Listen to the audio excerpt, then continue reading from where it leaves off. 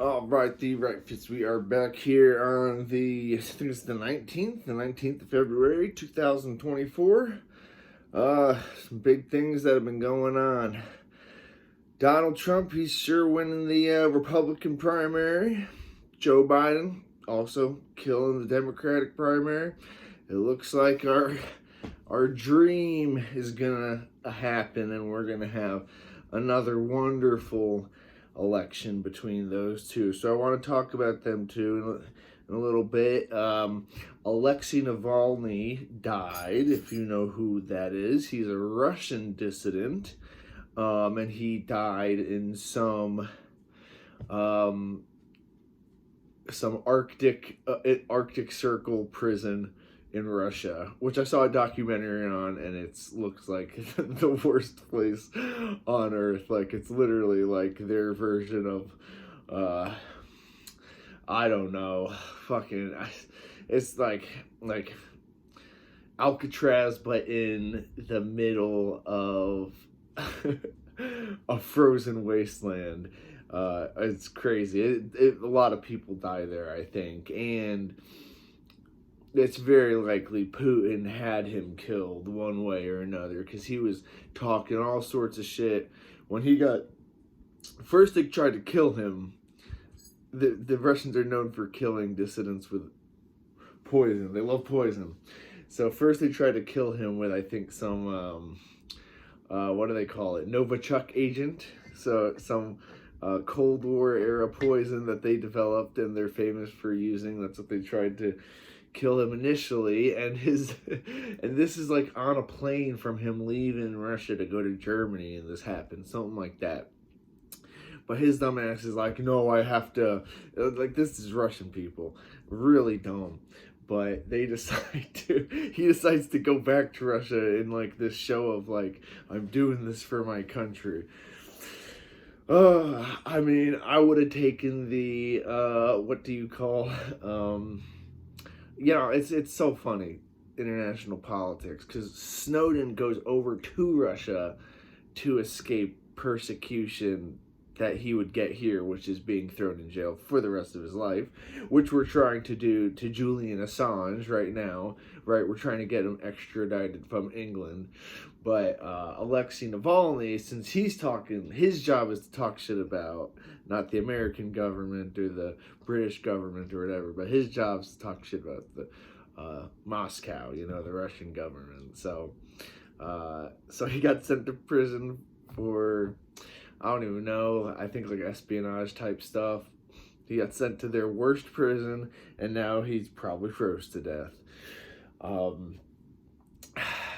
Classic, that could have happened, but I was listening to an analyst, Ray McGovern, today, who I think used to be in the CIA or something. Ray McGovern, he was an official for the U.S., and he said Alexei Navalny might have actually been part of MI6, British intelligence, and it's likely that Britain could have killed him, because we see in the movies all the time, which is just somewhat of a reflection of what's true.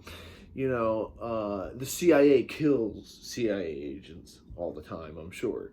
Likewise, the British government kills MI6 agents all the time. And if there's a reason, if there's political reasons to do so, to make Putin look bad or whatnot, to get more rounds of funding for Ukraine, it's very likely that Britain could have even killed him if he was part of MI6. I don't know, just suspicions, but I should do one about Julian Assange, really, and Edward Snowden. But yeah, it's crazy how Edward Snowden is now a citizen of Russia, because since his job was releasing our war crimes, since his obligations were toward releasing what we were doing wrong, Russia granted him, permission to stay over there.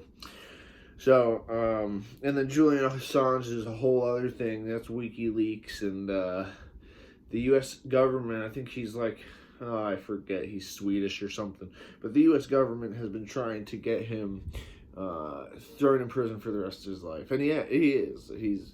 He was in like the Ecuadorian embassy for years in Britain, years and years, like 6 years, and he couldn't leave. And eventually they go in and take him down. Like he's, yeah.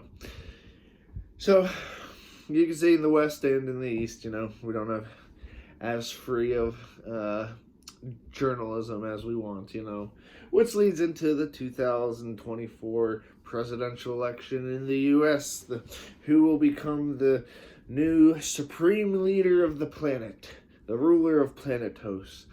Will it be Joe Biden? Oh my God. Or will it be Donald Trump? Maybe it could be like RFK. RFK, Marianne Williamson, Cornel West, all better options, without a doubt, than Joe Biden and Trump. All better options. Some of the, talk about the other Democrats that are running. I don't know any Democrats that are running. The Democrats have gotten rid of democracy for the Democratic Party. They are kick people off ballots.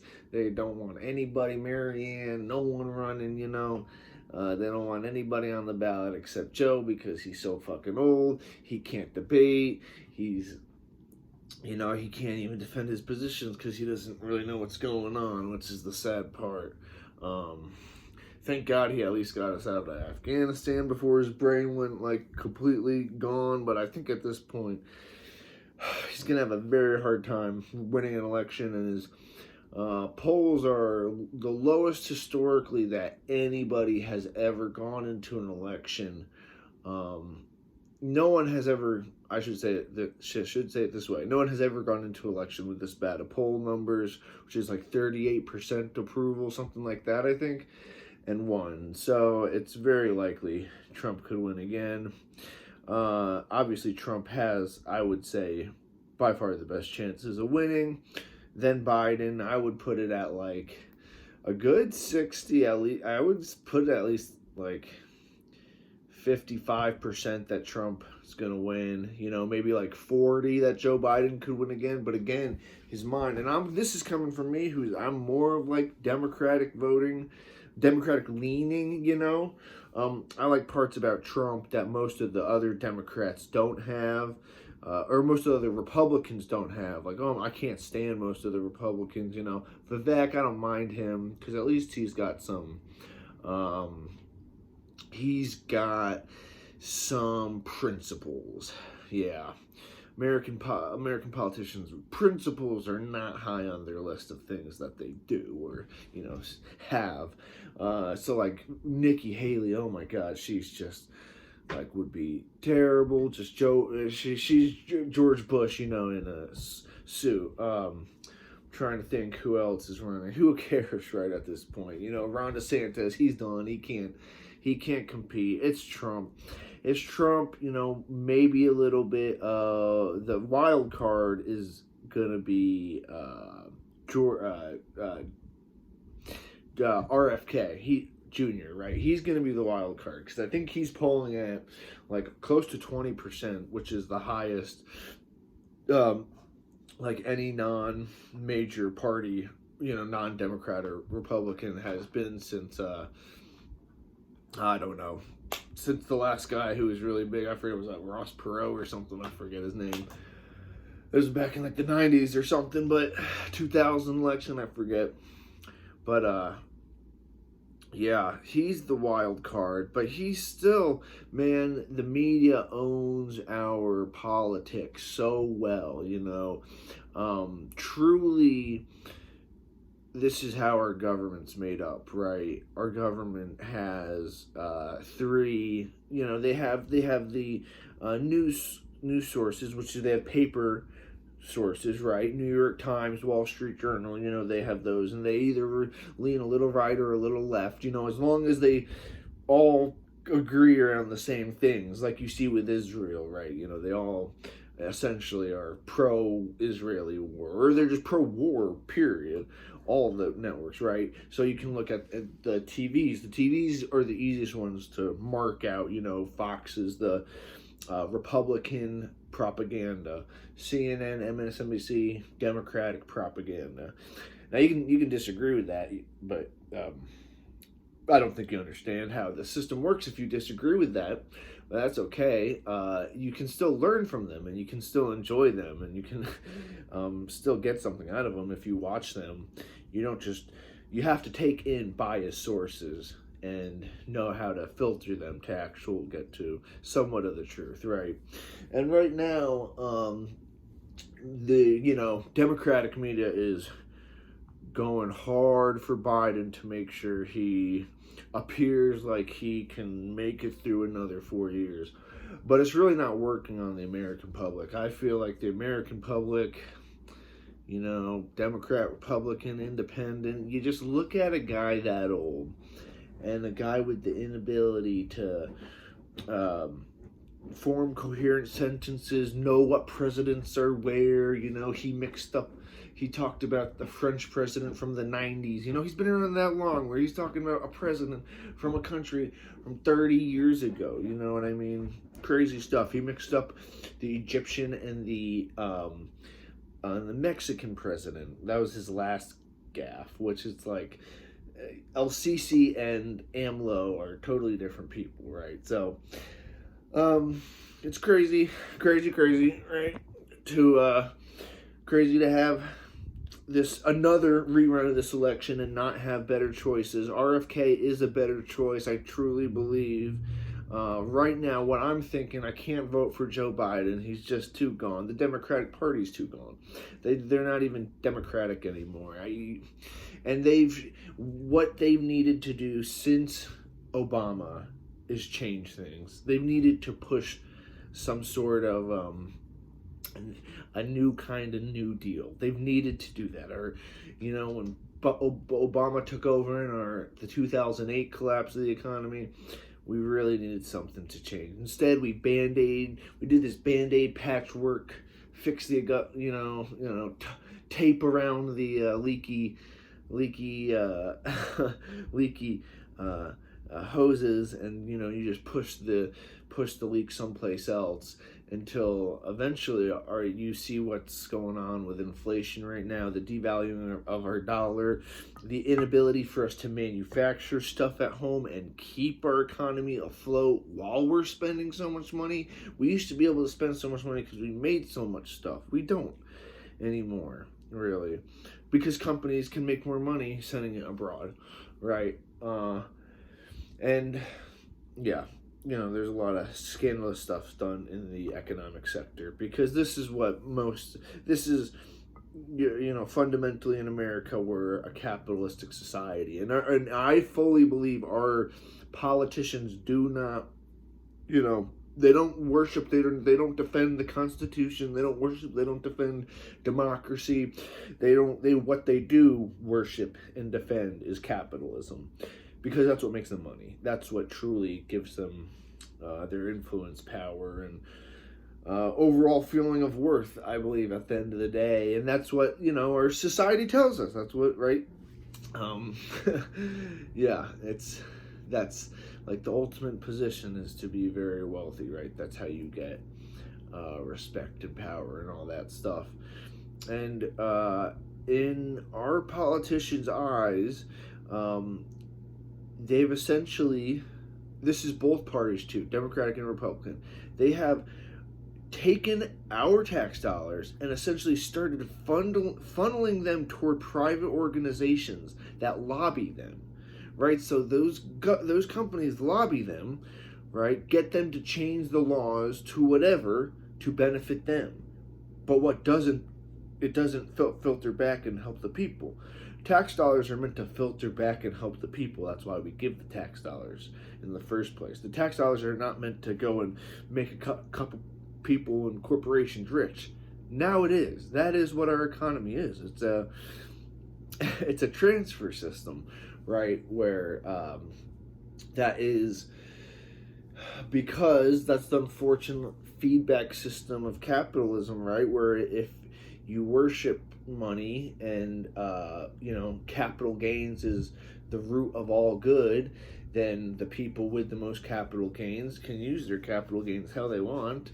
And if how they want to do that is to change the laws so that they can bribe politicians openly, then and then further get more, laws that give them more money and so on and so forth, then that's what's going to happen, because it's good for business, right?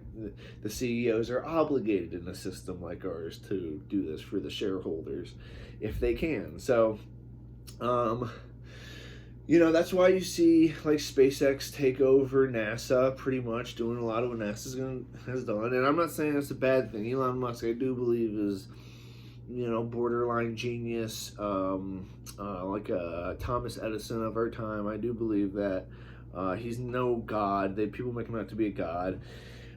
He's not an anti-Semite either. I'm sure people think that out there too. But so we got this duopoly of the parties. They couldn't let RFK in. Neither party, right? He wanted to run with the Democrats. They were not going to let him on the ticket because that's going to spoil Joe Biden. See, the Democrats would rather lose. This is how they work together. The Democrats and the Republicans are one party, right? They work together. So the Democrats would rather lose to a Republican than confer power over to a different type of Democrat. Right, so a Bernie Sanders or an RFK, someone who's not of the establishment, they would rather have the establishment win of the other party. That's fine, because that keeps them in party, and that keeps them in the power position. Because once you're out of power, you actually have the power in our type of governmental system, because then you can block things, you can blame whatever's going on the other party, and you have better chances the next election around. I truly believe we really need to change this two-party system. We need to get out of this. There's nothing in the Constitution that makes it part of America. It's just become so ingrained, and it wasn't always like this, and it's become so ingrained that towards smart people I know will just say, we're just a two-party system. We just don't have options. And what that does is it fundamentally limits democracy when you only have two parties. And then these parties are run by bureaucrats. These parties aren't, it's not voted on who we want as our, who we want the DNC to support. The DNC is supporting Biden, regardless of if his policies or if RFK's policies are better for the American people. And so, to me, it's between RFK and Trump, and I probably just won't vote, that's the smartest opinion. I'm in Indiana, so it's a red state. It's going red regardless. Like, Trump will win Indiana. I like Trump compared to the other Republicans. I think he's willing to tell the truth more than any other president, which I like, but he's already been president for 4 years. He didn't make those changes. I was a little scared of him holding on to power. I'm not scared of that anymore. I don't think he's going to try to run for a third term or change the laws so he can. But, it's just sad we're in this position where we got to go for another round between Trump and Biden. And it would be nice if we could have, these Marianne Williamsons, Cornel Wests, and RFK Juniors kind of pop up and actually have a real chance to debate and go at it. But the DNC and RNC have rigged the system so that only the certain people can play. That's why Trump broke the system. Trump was able to break the system. That's not why people thought he could bring change to DC. Now, he was able to break the RNC system. He wasn't quite able to break the Washington system, right? He even talked about how the military-industrial complex wanted him to go to war, and you saw how the media treated him. Once he fired missiles somewhere, the media loved him. Both the right and the left loved him. I forget, when he fired missiles on Syria, they made Trump out to be like, that's when he became president. And it's just so fucking disgusting to see. But, alright guys, like, subscribe, peace.